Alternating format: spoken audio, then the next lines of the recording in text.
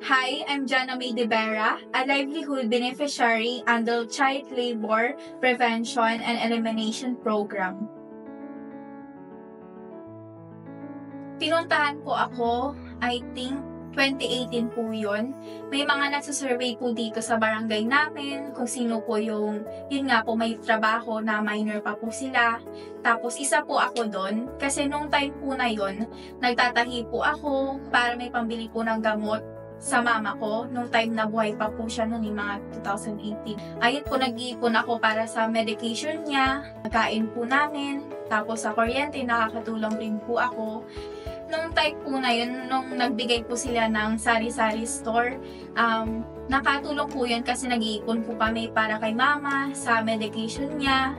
Tapos po, yun din po sa pagkain sa araw-araw. Tapos napalago rin po namin nun buhay pa po nun si mama. Parang siya din po yung kasama kong nagtatakuyo doon sa mini sari-sari store po namin. Tapos nagtatahi rin po ako para mas malaki po yung income.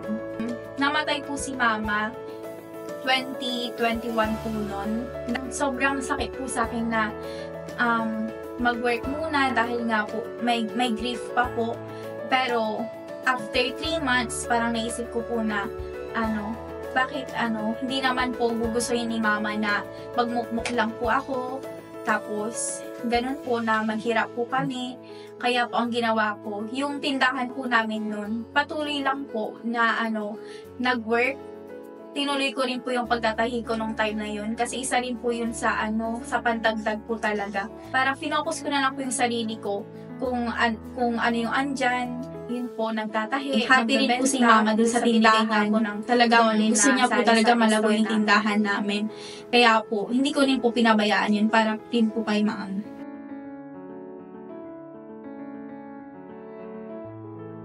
At sa ngayon po, graduate na po ako ng Bachelor of Science in Nursing.